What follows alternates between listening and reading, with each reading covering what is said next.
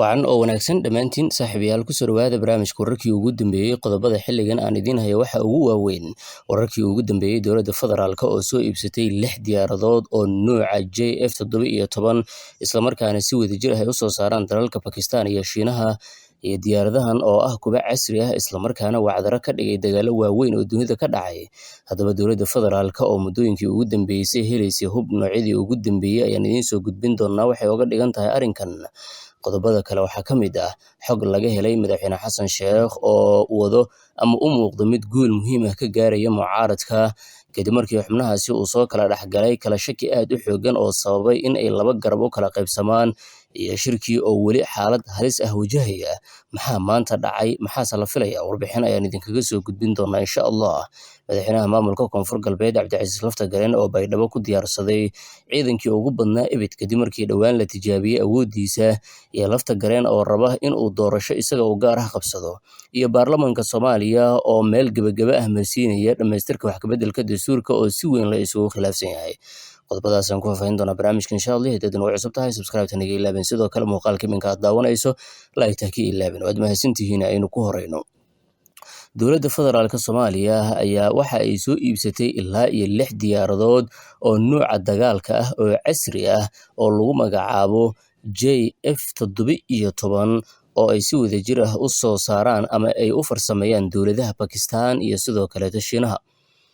xogo aynu helnay ayaa waxay tilmaamayaan oo ay xaqiijiyeen in dowladda federaalka Soomaaliya ay dib u soo nooleynayso awoodeedii dhanka dagaalka cirka ah oo muddo dheer aanan shaqeynayn iyadoo la filayo in dhowaan dalka la keeno 6 diyaaradood oo ah kuwa dagaalka ee loo yaqaano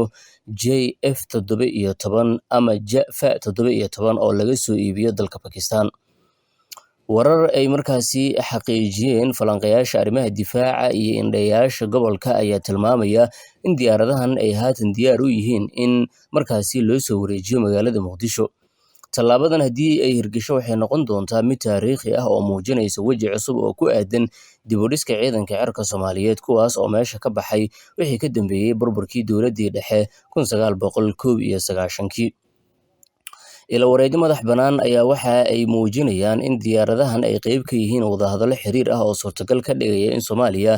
ay docda dambe iibsato ilaa iyo 24 diyaaradood oo nooca casriga ah ee JF-17 heshiiskaas oo qiimihiisa lagu sheegay ama lagu qiyaasay ku dhawaad 900 oo milyan oo doolarka Mareykanka ah diyaaradda JF-17 oo ah mid fudud oo loo adeegsan karo howlgallo kala duwan isla markaana si wadajir ah ay u soo saareen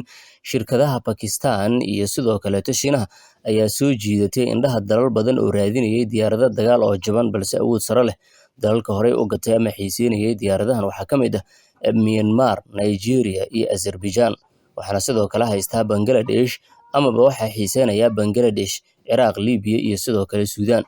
marka loo eego Soomaaliya diyaaradahan ayaa ah bedel gacan qabsi ah oo ka qarash yar qalabka qaaliga ah ee reer galbeedka sida diyaaradaha F-16 ee Mareykanka kuwaas oo qiimahooda iyo qarashka dayactirkoodaba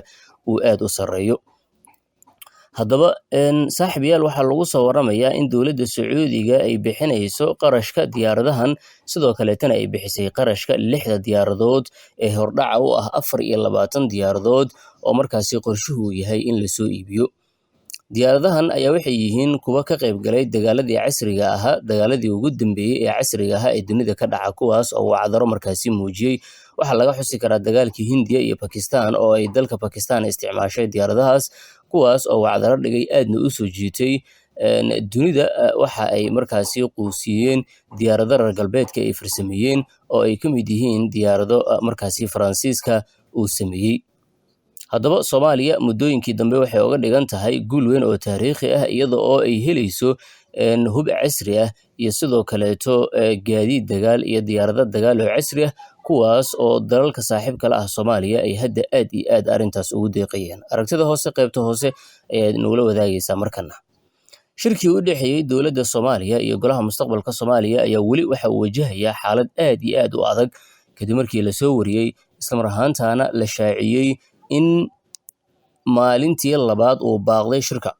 shirkan oo furmay Khamiistii waxa uu qorshuhu ahaa in Jimcada uu furmo sidoo kaleeto ama Jimcada la isku soo laabto ama Sabtida Jimcadii waa uu baaqday sidoo kaleeto maanta oo Sabti ahaydna waa uu fashilmay haddaba sababta fashilka ayaan ogaanay inay tahay in xubnaha golaha mustaqbalka Soomaaliya ay kala qaybsameen isla mar ahaantaana ay u muuqdaan kuwa dhexdooda kala dhantaalmay. Arrintan ama kala qaybsanaantani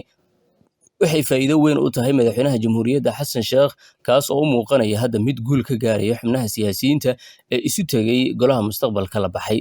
Golaha mustaqbalka ayaa isku haya arrimo ay ka mid yihiin ajandaha rasmiga ah ee ay ku midaysan yihiin doorashada la xiriira oo ay la hortegayaan madaxweyne Xasan Sheekh Maxamuud markay hor fariistaan. Arrintaasi ayay isku hayaan xubnaha siyaasiyiinta qaar ee ku jira golaha mustaqbalka Soomaaliya ayaa diidan in doorashada laga heshiinayo awood badan la siiyo maamul goboleedyada, halka Siciid Deni iyo Axmed Madoobe oo iyagu madaxweyne dowlad goboleedyaal ah ay doonayaan in awoodda doorashada loo gacan geliyo madaxda maamulada, isla markaana ah iyagoo xildhibaanadu ay soo xulaan ama awoodda 100% iyagu ay yeeshaan. Arrintaasi waa ay diidan yihiin madaxweyne Xasan Sheekh iyo sidoo kale siyaasiyiinta mucaaradka. waxaana ka siman arrinkaasi Xasan Sheekh iyo xubnaha mucaaradka ee musharaxiinta madaxweynaha. Deni oo musharax madaxweyne ah waxa uu rabaa in uu awood u yeesho inuu xildhibaanada soo xili karo, saaxiibkiis Madoobena uu soo xilo xildhibaanada, halkaasina uu ka helo xildhibaano markaasi 50 kor u dhaafiyo, taas oo ka saacidaysa in nambar fiican uu ku geli karo doorashada 2026. waana waxa ay diidan yihiin xubnaha kale ee murashaxiinta Sheekh Shariif, Xasan Cali Kheyre, Cabdiraxmaan Cabdishakuur iyo Rooble.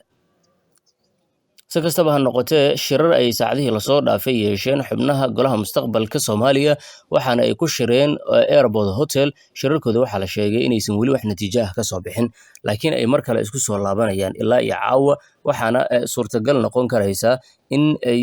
dib u ambaqaadmaan wadahadallada dowladda federaalka iyo golaha mustaqbalka. Warar ayaa sheegaya in ay ku ballami karaan labada dhinacba in la isugu yimaado Ramadaan kadib la isku soo laabto. Inkasta oo waqtiga uu kusii dheeraanayo, arrinkaasina ay u tahay mid guul ah madaxweyne Xasan Sheekh in xubnihii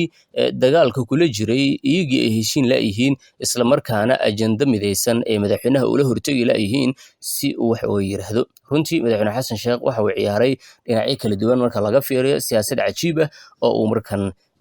kaga dhex kaluumaysanayo xubnaha golaha mustaqbalka. Warar ayaaba sheegaya in qaar ka mid ah xubnaha golaha mustaqbalka iyo madaxweyne Xasan Sheekh xiriir hoose uu ka dhex jiro oo ku saabsan in la fashiliyo golaha, inkastoo wararkaasi aan la hubin. barnaamijkeena wararkii ugu dambeeyay Soomaaliya aad la socotaan saaxiibayaal. markana madaxweynaha koonfur galbeed Cabdicasiis Laftagareen ayaa wuxuu u muuqdaa mid si weyn isku hubeynaya maanta. Ciidamo fara badan ayuu kusoo bandhigay magaalada Baydhabo. Laftagareen dhowaan ayaa la tijaabiyey awooddiisa markii lagula dagaalamay gudaha magaalada Baydhabo. waxa uu fahamsan yahay inay kusoo socdaan hageerdaamooyin iyo duulaan ay ka mid yihiin in doorasho la geliyo kadibna xukunka markaasi laga tuuro. arrinkaas aad ayuu uga gaashaamanaya hadda Laftagareen, waxaana uu soo bandhigay ciidamo aad u fara badan isagoo wajahayo xaaladahaasi siyaasadeed. wararkii wanaagga intaas.